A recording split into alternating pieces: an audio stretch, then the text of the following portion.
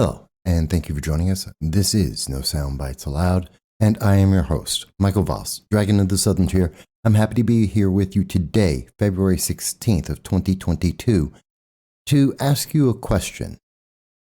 What's the similarity in what we are seeing in the news?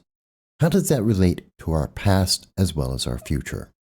Often we are told, correlation is not causation, and that's true. Yet, fads do exist, trends do exist, and they are part of our everyday reality. You may recall, or you may have heard about, the 1970s. In 1975, there was the pet rock. It was a unique idea. $4 million was made by selling rocks.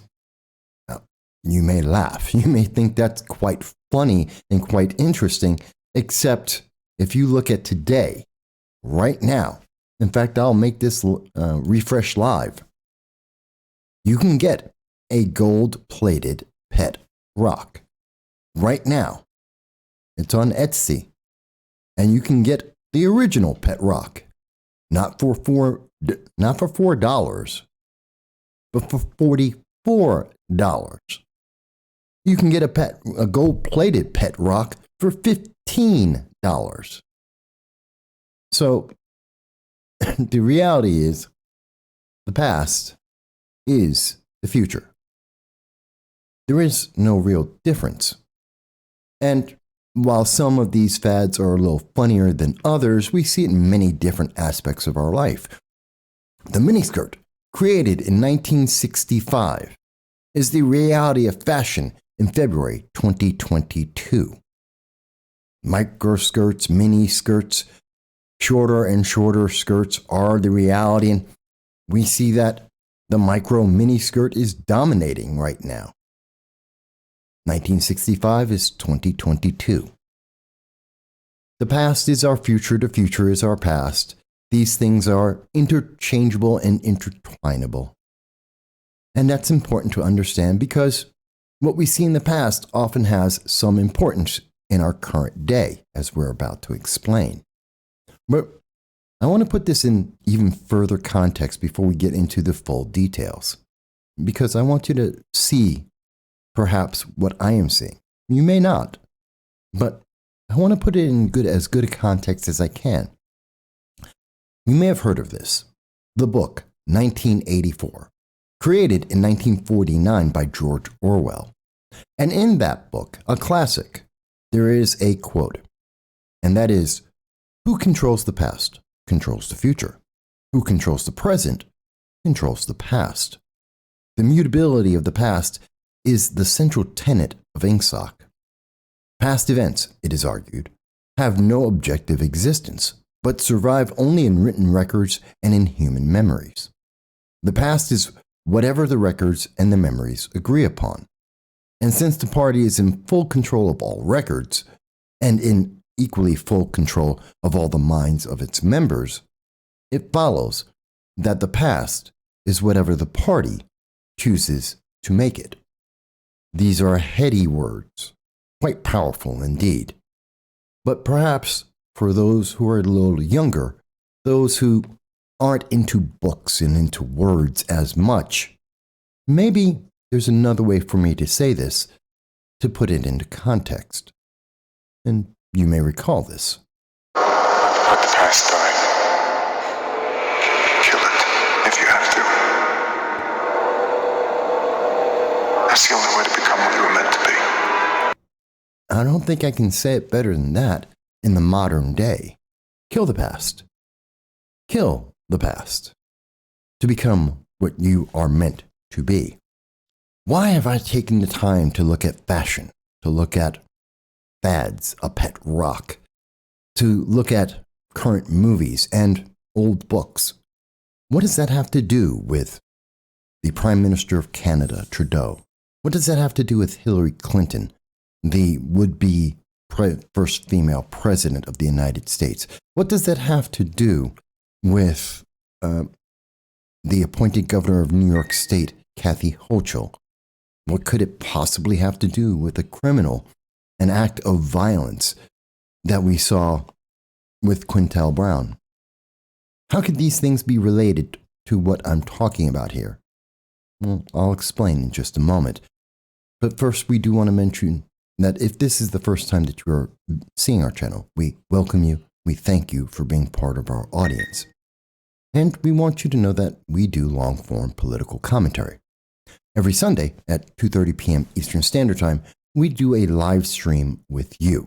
We reach out on YouTube, Facebook, Twitter, DLive, essentially all the social media that the internet overlords will allow to reach you, to get your tweets, your chats, and your phone calls from anywhere in the world to discuss the issues that matter to you, the issues that are affecting all of our lives. And we do this because we believe in the First Amendment, because it is not just an American value. It is a value that we all have by birth. Now, whether your government recognizes that, whether or not the internet overlords recognize that, we do. And we want to hear your voice every Sunday at 2:30 p.m. Eastern Standard Time to tell us what you think about the issues that are affecting us all. And we hope you will join us this Sunday. Let's look at what does the past, what does correlation, what do fads and trends have to do with what's going on today? How does this interact with our leaders? There's consensus. There is a through line, a similar thread in each of these stories. And in each and every one of them, the very first thing I want you to understand is they have been downplayed. These are stories that we are hearing about and what I'm about to mention to you that the news media wants you to forget. They do not want you to think about this. They do not want you to consider this. They don't want to think of the consequences. The story has been put out, so they have done their journalistic job, and then they want you to move on. They want you to fall in line and do what you're being told, to pay attention to the serious issues and not the other issues that the radicals in the fringe would want to emphasize.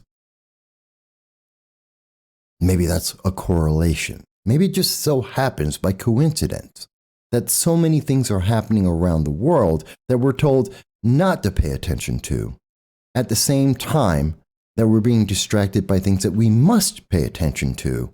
And anyone who would do otherwise, well, they're wrong. They're evil, they're racist, they're radical, they're extremists. Let's start with one of the more obvious points of that. Let's look at Canada and the Canadian truckers and their protest, a peaceful protest, a protest that has come because a world leader has decided he doesn't like what they're doing because he has control. He has emergency powers. And you see that Canada's Trudeau invokes the emergency powers to address trucker protests. Now think about that for a moment. In Canada, a generally seen first world nation, a nation that is generally seen as being democratic and having many freedoms. Not quite as many as the United States, but definitely far better than second and third world nations around the world. And in Canada, as a reaction to the public making its voice be heard, in reaction to truckers who we initially were told were minor and fringe and unimportant, in reaction to these individuals who have made a global statement that is being followed around the world, Prime Minister Trudeau has decided, well, the only answer that could be done is to activate emergency powers never before used or seen in the country of Canada. He has decided to steal people's money, to unperson them on social media and the internet, to demonize them in the news, and to punish them with the fullest extent of the law because he decided he had the power to do so. Now, you may dispute that, but Justin Trudeau doesn't dispute that. Oral questions. Question orale, the Honourable Leader of the Opposition. Mr. Speaker, yesterday the Prime Minister invoked the Emergency Act. 24 hours in, and there are more questions than answers. Questions about whether it's justified, questions around if the criteria is met, questions around what this means to Canadians' rights and freedoms. Parliamentary approval is required in order for the Prime Minister to use this unprecedented sledgehammer. So, can the Prime Minister tell us, when will Parliament be debating this? Will it be coming to us on Friday? And does he expect that we will look at it Friday, but then rise, take a week off, and not actually deal with this until March? The Right Honourable Prime Minister. Mr. Speaker, after discussions with Cabinet and caucus, after consultation with the premiers of all provinces and territories, after conversation with the opposition leaders, we decided to invoke the Emergencies Act to supplement provincial and territorial capacity to address the blockades and occupation. I want to be very clear, Mr. Speaker.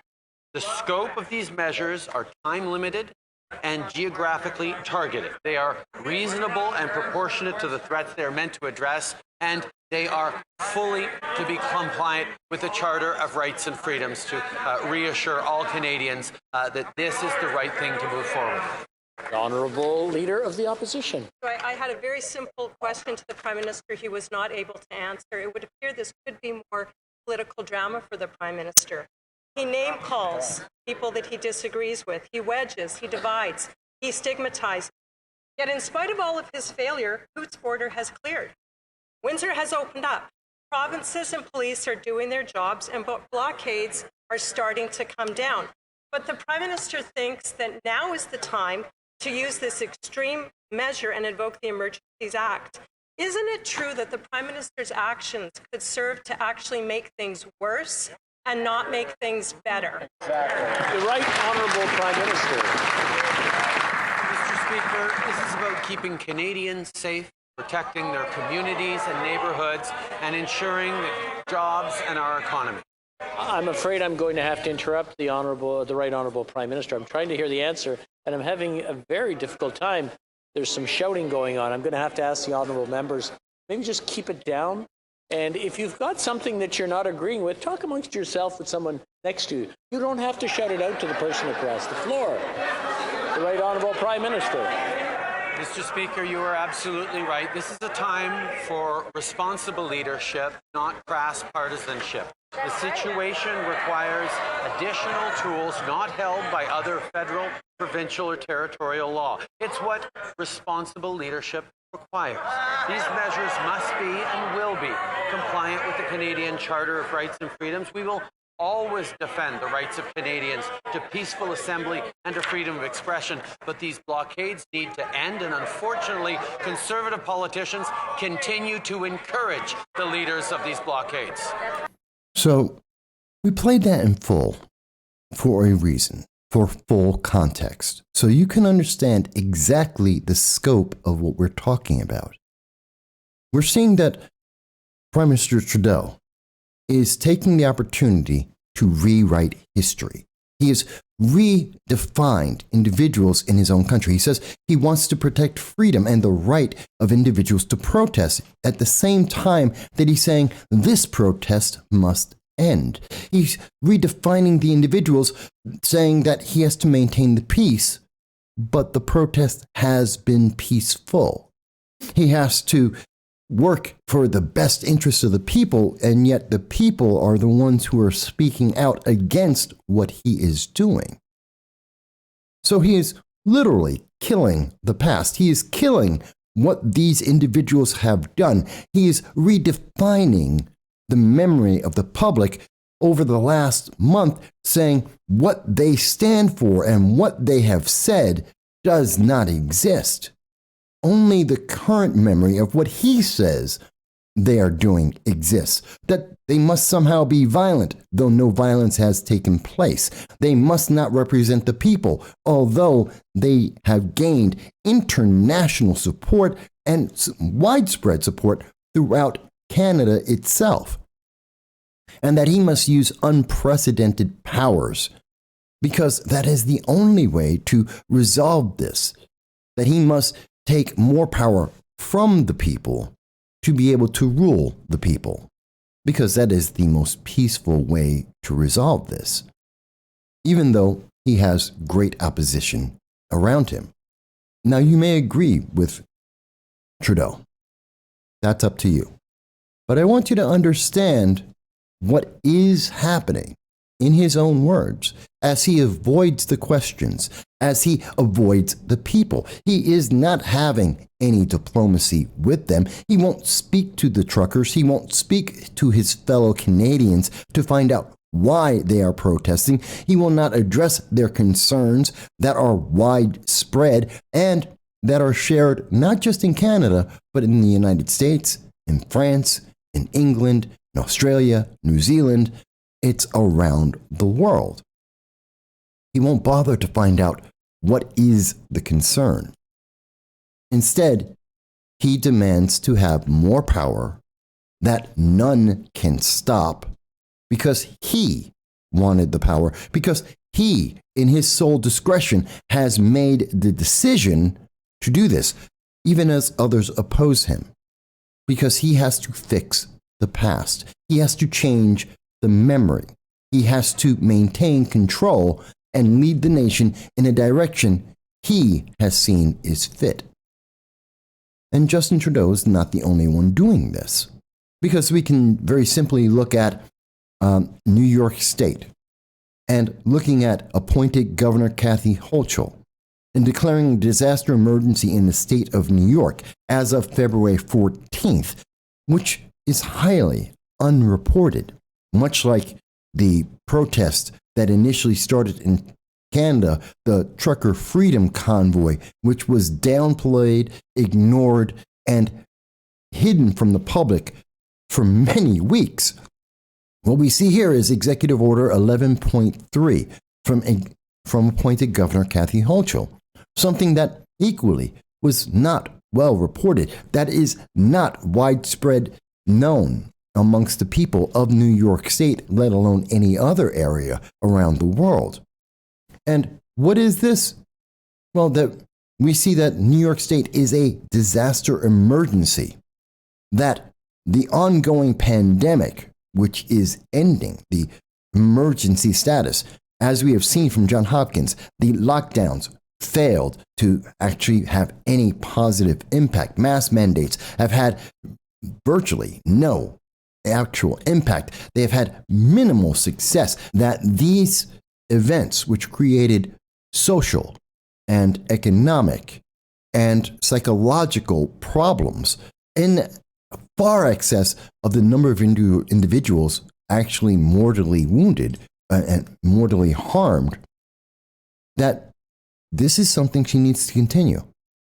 That she must take an action similar to the action from disgraced former Governor Andrew Cuomo, both in hiding the 16,000 people who were killed by these emergency orders, these emergency powers that she has now elected to provide herself.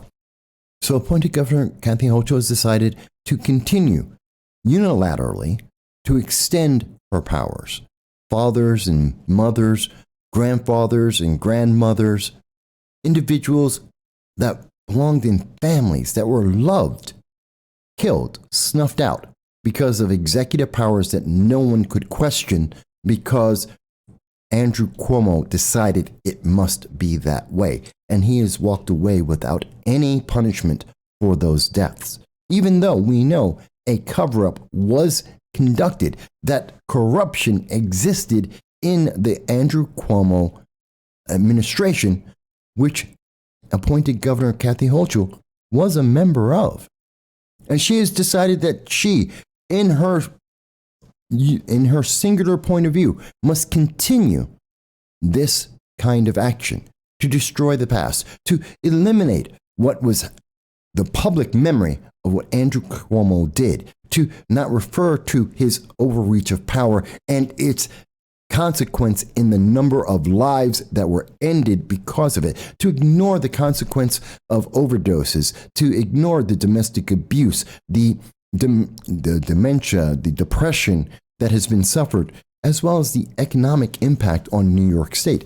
None of that should be remembered, because she has decided in her sole judgment that New York State must continue to be ruled by a single individual, that her power must not end. Are we starting to see a trend here? A trend where individual politicians are taking on greater and greater power, and they are blaming those who would dare question it and saying, well, this is in the public safety. This is the best thing. Don't worry about the past. Don't worry about any contradictory science that may be presented that shows that this has been futile, if not counterproductive. No, don't worry about the individual lives that have been destroyed or damaged. Don't worry about the news reports that point out these problems. No, you have to follow. You must obey. They have made a decree. They have decided to enact powers beyond those given to them by the people so that they can make things better, according to their plan, according to their trend. It's a scary thought. And when we think about that, and when we consider that, we have to also consider what else is happening. What other trend are we seeing? What else is this disruption, destruction of the past?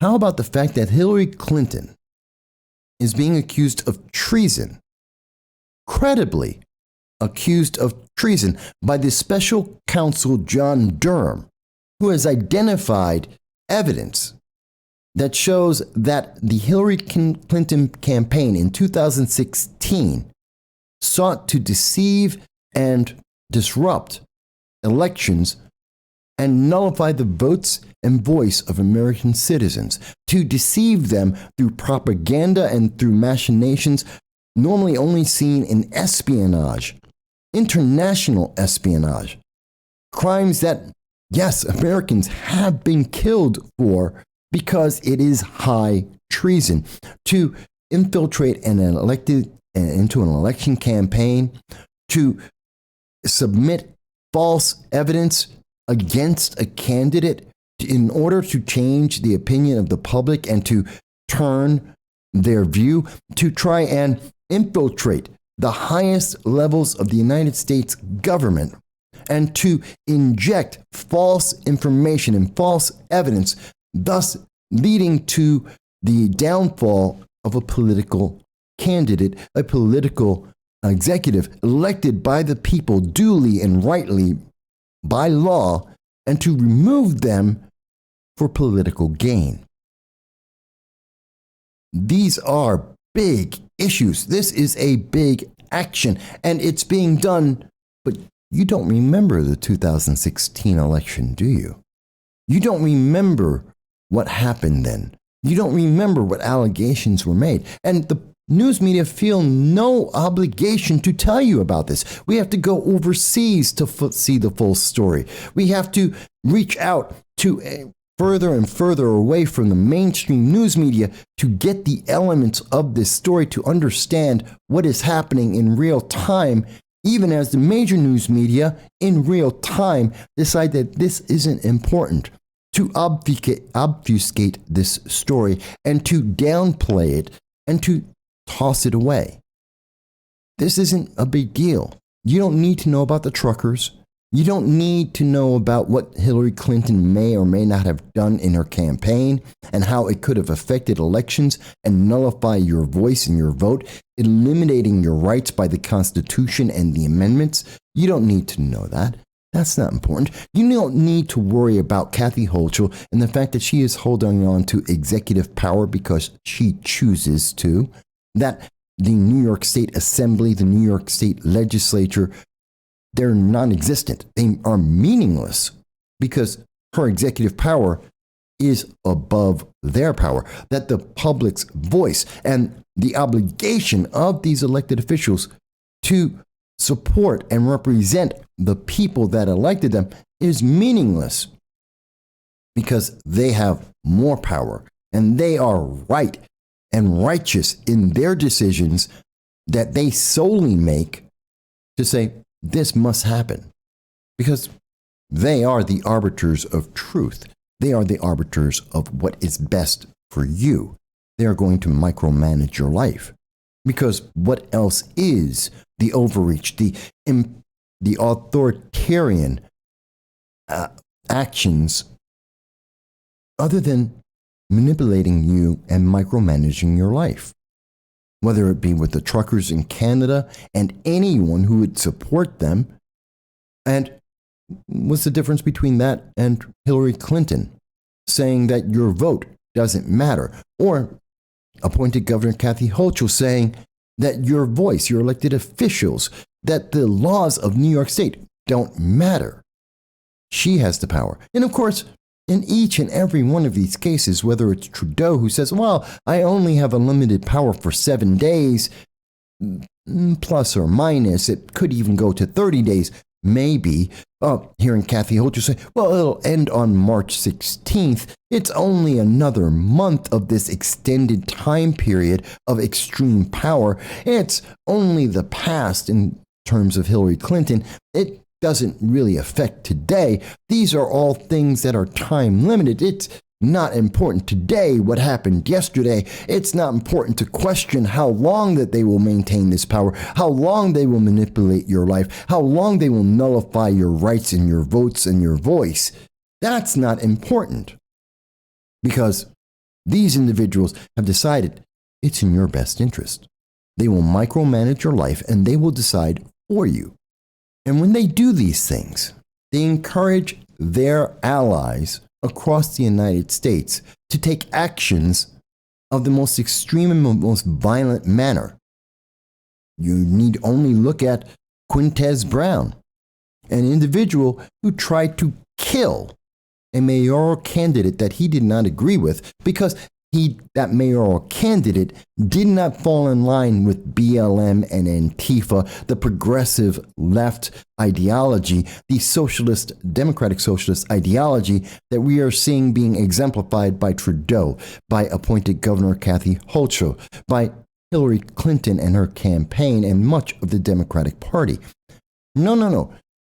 It's their actions which they deny having any impact on Quintez Brown, a member of BLM that met with President Obama, that was featured on MSNBC with Joy Reid. This individual, no, he was not motivated or empowered by the overreach of power of others that have the same political ideology.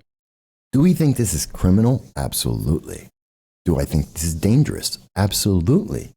It endangers each and every individual. When we watch in nations that we presume to be the pinnacles of democracy, of freedom, even whether it's in the United States or in Canada, England, the United Kingdom, or in Germany and France, whether it's in Australia, New Zealand, these are some of the nations that have been exemplified as being free, and yet we are seeing within each one of these countries that their actions are enhancing a very small splinter group of individuals like Mr. Quintez Brown and the organizations that he works with and represents, BLM, Antifa, Democratic Socialism, that these individuals are being lauded and promoted and pushed to take action against those that are being denounced by Trudeau, by Hillary Clinton, by appointed Governor Kathy Hochul, and so many other governments around the world. That they are being told, nope, you're just wrong. You cannot do this. That these people are so wrong, they are endangering your life, and therefore this is violence against your life and you must take action. Which should terrify people that is the conclusion that is being pushed to these truly extreme and fringe elements that make up only a fraction of the Democratic Party. Yes, they have large voices, and yet they have little support, as we have seen in poll after poll by Democrats on Democrats themselves. This is not a majority view, and yet it is the view that is taking over more and more of our governments and is allowing more and more overreach of our governments. But we have seen people try and fight back against this. Governor Whitmer was removed, was denied the ability to have unlimited power against the public, that she is being restricted. The Republican legislature approved a bill to abolish this law. And what we are seeing is, however, Governor Whitmer of Michigan, vetoed the bill in December. So the law had remained on the books, but was invalid due to the Supreme Court ruling. But in 2021, people were speaking out. They were trying to take action. And the overreach of government stepped on them, denied them the ability to maintain the power of the people, to maintain democracy. In California, we have seen that the California legislature refuses to allow members of the GOP, Republicans, individuals who represent a significant portion of California, denies their voice and will not let the emergency powers of Gavin Newsom, the governor of California, to end, that they must protect his overreach of power, which supports their point of view of micromanaging the lives of the citizens of California. We see in another state, this is on February 16th, we are seeing in the state of Washington, the state Senate passes a measure to limit the governor's emergency powers. That Governor Jay Inslee, who declared a state of emergency 2 years ago, is still in power. And the state government is saying this should end. There must be an end to this. Let me ask you, how long is an emergency? When you've been in an emergency in your life, does it last a few minutes, a few hours, maybe a few days? Does it last years? I've been in fires, I've been in floods, I've lived through earthquakes, I've lived through coup attempts, I have lived through homelessness. Let me ask you, how long does an earthquake last? And the aftermath of an earthquake, which may last longer than the earthquake itself, has a finite time frame. It ends. Fires end. Floods end. Even homelessness can end. Some of these things may take longer than others, but there is a very defined end. You can see the light at the end of the tunnel, though sometimes it may be difficult to get there. But to say that every day, every moment of your life is an emergency for years upon years upon years, as your children are being taught to live in a state of fear, of emergency for their entire lives, to deny them any socialization, to deny them friends, outlets for their energies or their imaginations, to restrict them under the rule of an oppressive government in California, in Michigan, in New York State, and so many other states across the country. It's truly terrifying when we see this over and over again.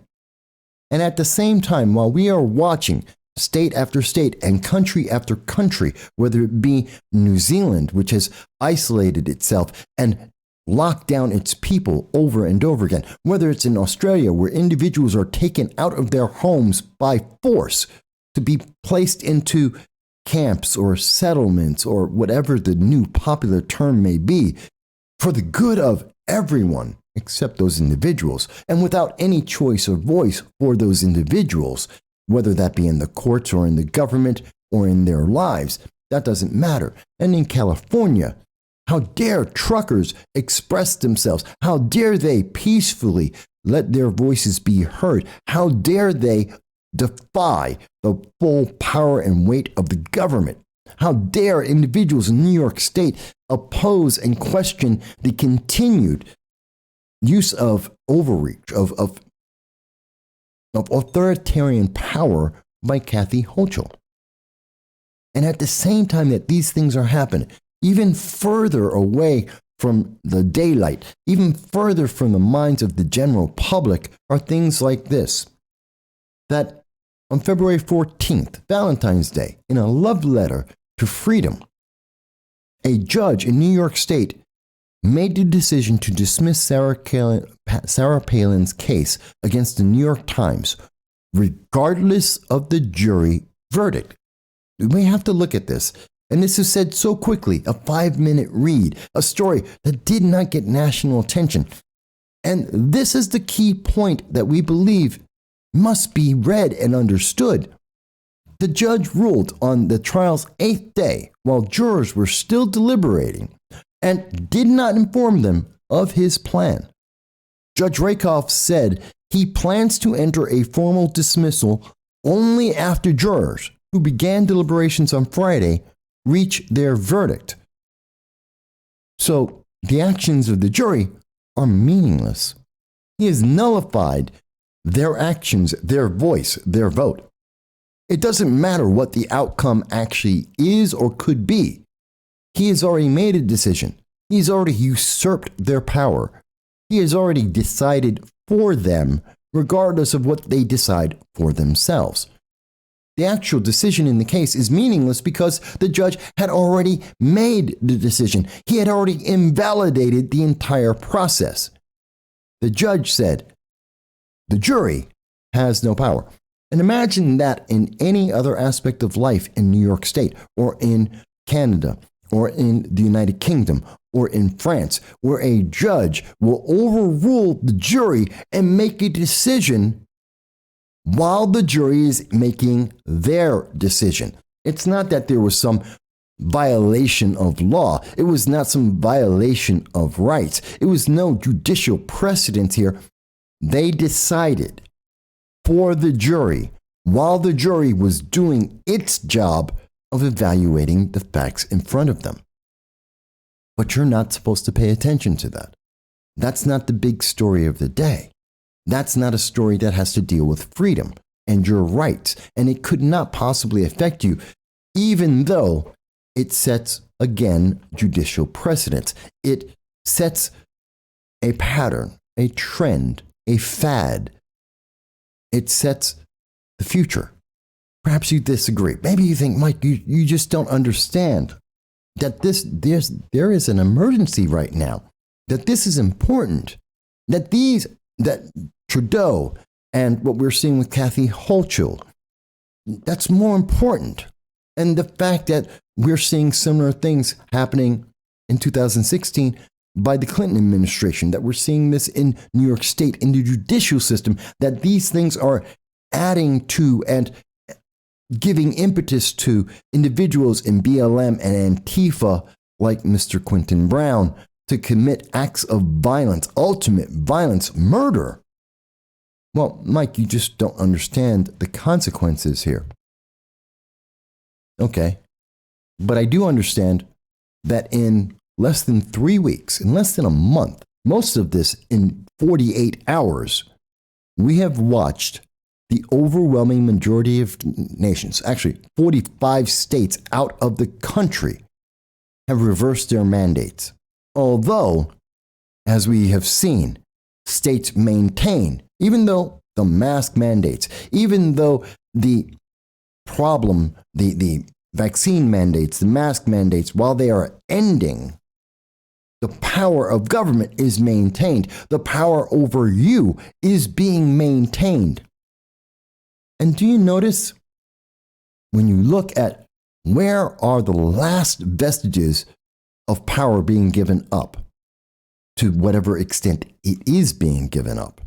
Looking at the last places where people are maintaining and holding on a stranglehold of power over the people, well, that's New York and Illinois and New Mexico and Washington and California and Nevada. What are we seeing? The Democratic fringe standing alone against the tidal wave of other individuals who have recognized that the emergency is not emergent. It is not imminent. And that there are other solutions that are far more effective, and that the micromanaging of their lives is unnecessary. That government is in the way. In fact, government in its various forms has been and continues to harm more individuals than they are supposedly protecting.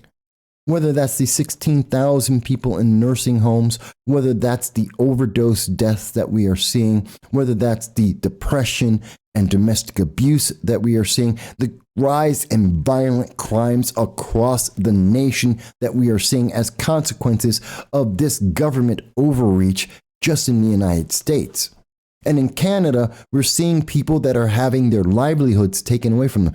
That individuals, the government is stepping in and taking away people's bank accounts, taking away their funds, freezing their lives, ending their businesses because the government decided, well, they want to. Perhaps you don't see the trend. Perhaps you don't see the fad. But does that mean that we need to silence those who do see that? And you may say, well, Mike, again, correlation is not the same thing as causation. That this doesn't mean that just because we have governments that are gaining greater and greater power, that they are denying their people their voices, that they are isolating and picking and choosing who can speak and when they can speak and what they can speak about, at the same time that we are watching internet overlords choose who can speak and what they can speak about and when they can speak. And we are watching governments that are fighting to maintain a stranglehold on this power. That has nothing to do with, well, what's going on in our lives. You can't say that that's causing Quintez Brown to feel empowered to go out and try to kill a political opponent to support the ideology that is in power at the moment, that is struggling to maintain power. They're telling us directly what's going to happen next. They're telling us what the future will be. They are writing the future as we speak. And if you doubt me, listen to Alexandria Ocasio-Cortez, a woman who is seen as a champion of the democratic socialist ideology, a progressive through and through, who is trying to drag America towards her idea of a better future. You used a phrase earlier in the midst of this. If we have a democracy 10 years from now, do you think we won't? I think there's a very real risk that we will not. I think what we risk is having a government that perhaps postures as a democracy and may try to pretend that it is, but isn't. Think about that. This is Alexandria Ocasio-Cortez. And she is telling us that there won't be democracy in 10 years. What she sees as democracy today, that what she wants to be democracy in the future, as she sees it, under the socialist democratic banner, under the progressive flag, that won't exist because governments will not be what they are. They will claim to be democratic, and yet they will not be. And she's saying that's going to happen in 10 years. And yet we can look at what's going on in Canada right now. We can listen to Trudeau demonize individuals that don't agree with him and silence their voices, arrest them, throw them in jail for daring to disagree with his opinion, to take away their money, their finances, and therefore their livelihoods because he doesn't like their vision of democracy. That Kathy Hochul can fight and supersede the entire New York State legislature to maintain her power for just a few more days and then maybe even longer. Why do we have any reason to believe that it's going to end? Just as we have seen in California, where it's being fought and we do not see an end, just like we see in Washington State with Jay Inslee, who has been in power for 2 years of an emergency order. In case after case, we have seen these emergency orders, and we have seen that this in part stems from the fact that Hillary Clinton, part of this progressive movement, this movement to micromanage your lives, that she has used every trick. She has violated the law. According to the allegations, she has committed treason to defame and delude the public, to defame individuals and to delude the public, to falsely accuse individuals of crimes that did not exist, that she fabricated completely, all for the hope of maintaining power. Let me go back to this. Who controls the past controls the future. Who controls the present controls the past. I think what we risk is having a government that perhaps postures as a democracy and may try to pretend that it is, but it isn't. Could that be New York State or California? Could that be Washington State? Could it be, I don't know, Canada or New Zealand or Australia? How many places can we point to? How many cities? How many towns? How many states? How many countries where we are seeing over and over again individuals that are saying, you don't get to make a decision? How many organizations, how many businesses are dedicated to silencing individuals that don't agree? That they demonize these individuals that do not agree and tell the masses, no, they don't really exist. There are many similarities between Trudeau and appointed Governor Kathy Hochul and defeated candidate Hillary Clinton, and yes, Quintez Brown, the attempted murderer. There is a continuity here, but it doesn't necessarily lead in the way that you may think, because Alexandria Ocasio-Cortez doesn't believe in the First Amendment. She doesn't believe in the Second Amendment. She doesn't believe in the right to pursue happiness. She believes in government deciding what is your happiness and to provide it to you, and no more. To have limits on where you can reach and how you can speak. The limits on how you can protect yourself and who gets to decide if you get to protect yourself. She doesn't believe in democracy in the way that you and I may believe in democracy, in the way that the Constitution and the amendments detail what is freedom and democracy. Now, I'd love to say that this is something like the pet rocks, that this is merely a fad, that this will pass. But pet rocks didn't pass. They still exist today. This isn't merely a fun, flirty trend like miniskirts or microskirts. This isn't something where you can take it on today and throw it off tomorrow and make a new change. That's not how democracy works. That's not how freedom and rights work. You can't increase and decrease the amount of individual freedom a person has on an almost daily basis and expect that they're going to live a consistent and good life. That freedom will always be free. I see a problem. I see a trend. It's not a fad. It definitely seems to be a trend, and it doesn't seem to be positive. And these are only a few cases that we're pointing out. There are many more around the world. Look at the actions of Macron as he's gassing, as he's using tear gas against his own citizens because they're speaking up. Look at what Australia has done to its citizens who have spoken up, and New Zealand. I know I use those countries often, but they're considered some of the most free in the world, and look at the extremes that they are going to. How many countries can we point to that are taking actions that just 5 years ago we would have only expected to be done in North Korea or in China? How many laws and freedoms have been thrown to the wayside just in the last 2 years?